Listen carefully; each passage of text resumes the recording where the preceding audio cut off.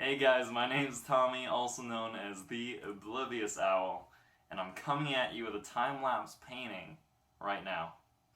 So, before we get started, I just sort of wanted to give you a brief overview of the planning stages for this particular painting. So, before I started this painting, I already had a fairly clear idea of the direction I wanted to take it. For instance, the character and his narrative. I knew, for instance, that he was going to be part of my imagined world, Ascension, and he was going to be based off of the theme of gluttony from the Seven Sins. So, with this in mind, I approached the painting considering these characteristics, particularly that I wanted to use a pig as a sort of visual anchor point for the design of the character. And I also obviously wanted him to look big and manly, while also conveying the themes of the character.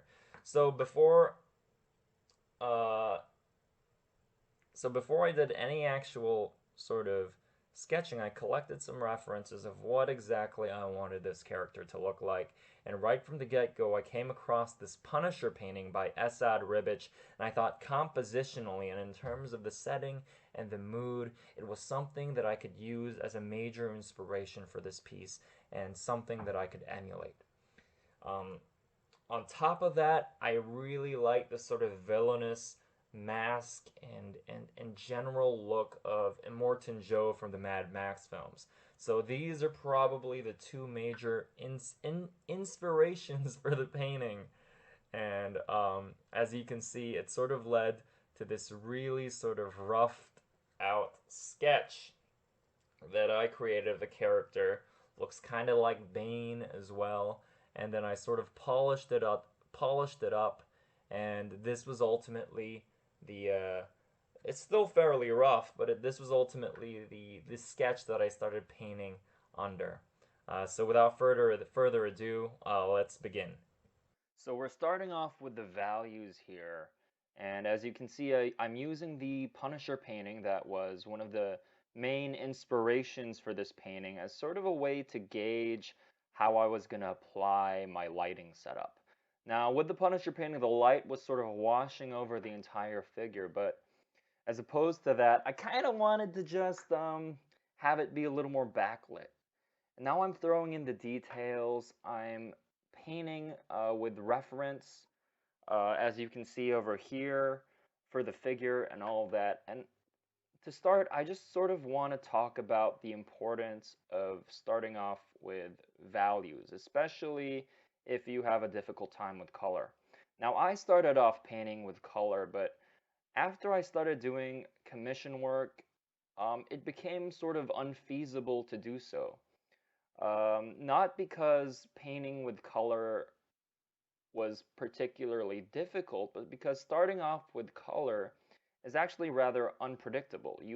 It's actually very difficult to predict how exactly your painting is going to look by the finish.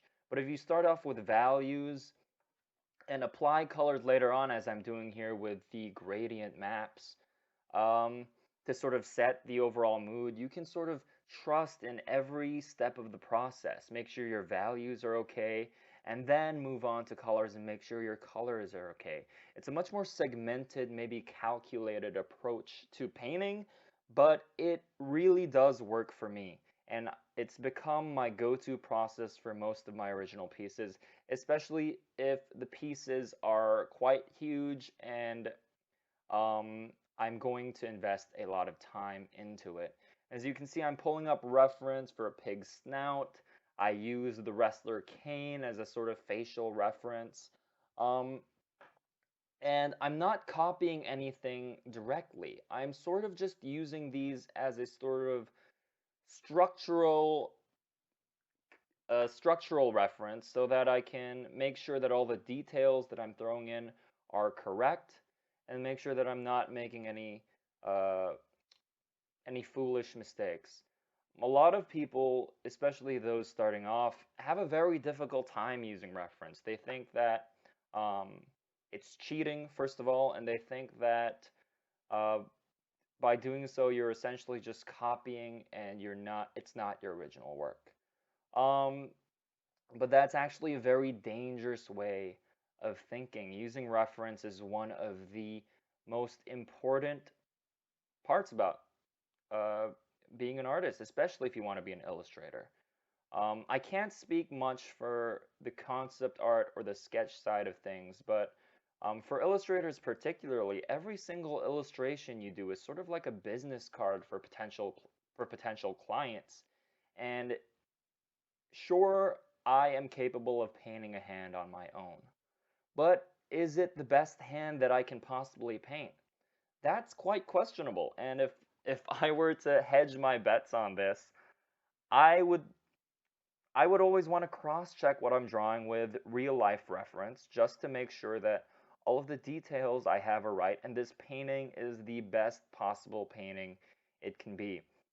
As you can see, I'm sort of rendering all the details on the figure now, and this video is actually really sped up. The entire process took about um, just the painting, not taking into account the sketching and the ideation of it. Took around 13 hours approximately, and this video is about 10 minutes of speed painting. So, uh, so yeah, a lot of progress is being made really, really quickly. I'm throwing in the details, making sure that I am getting those pants right, taking a lot of time to render out those hands. Hands are actually a very important element of characters in particular, because while the overall design is also very important. The expressiveness of a character comes primarily through the hands and the face, which is why hands and faces usually take quite a long time. It's because, and you should be taking a long time on them because they sort of express the character's emotions there in the most dynamic ways. And if you don't take your time on them, you may lose what makes your painting convincing to the viewer. Um, so right now I'm mostly just taking time painting the character, and now I'm moving on to the background and the items surrounding the character. Um, Most people have a tendency to half-ass this process. Um, a lot of people will sort of have a very detailed character and a sketchy background. And that works for the most part. You know, for a lot of times that's totally fine because you don't want the background to overpower the the visual strength of your character, of the main focal point.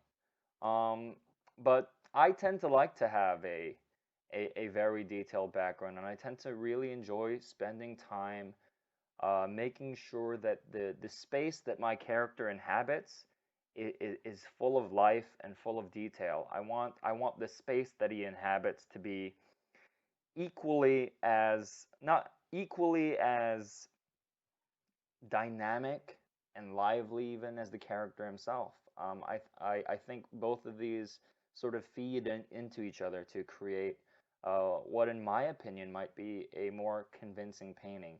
Now, I'm not the best painter in the world, obviously. I mean, I've only been painting seriously for 2 years now, but uh, these are all the things that I have learned from people wiser than myself. I mean, I am not someone who got into the position I am in now by just uh, on my own. You know, I learned from people wiser than me, and whatever progress I have made, even though it's tiny, has been due to the kindness of others and from standing on the shoulders of my inspirations.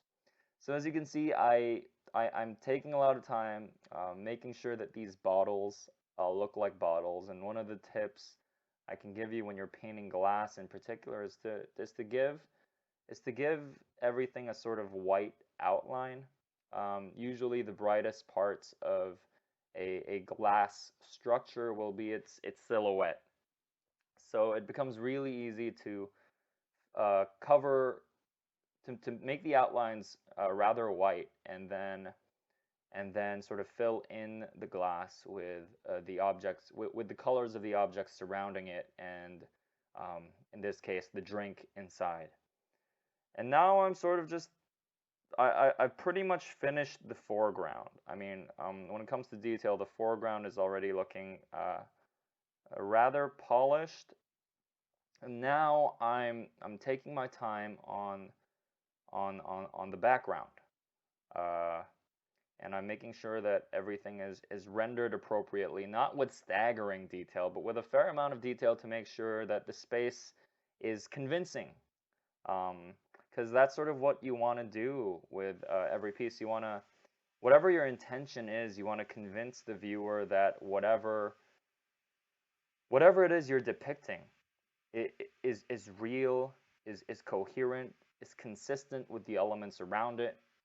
Um, and I'm taking my time to do that. Uh, there's a tendency for a lot of artists starting out to rush through paintings, and this comes from the overabundance of of artists online who can really create amazing work within the span of 1 or 2 hours. But I would suggest that instead of trying to follow in the footsteps of one who has already acquired success, you have to sort of follow the path that these artists have taken to get to where they are. To take your time with every piece to make sure that every artwork you create is the greatest indication of your skills that you can possibly make it. That's not to say every artwork has to be a masterpiece. Oh, by no means. Um, but you have to be willing to invest the time and the energy to every piece you create, faults and all.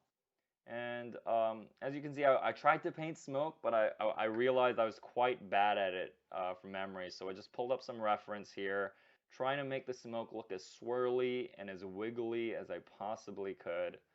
Um, and yeah,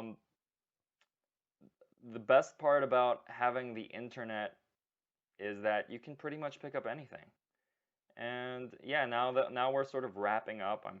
I'm putting in the finishing details, and yeah, there you have it. That is the final painting. Hey guys, so that was the video, and if you liked what you saw, if you thought it was useful or instructive in any conceivable way, show your support by liking and subscribing or commenting. I would sincerely appreciate it. And yeah, I'll see you next time.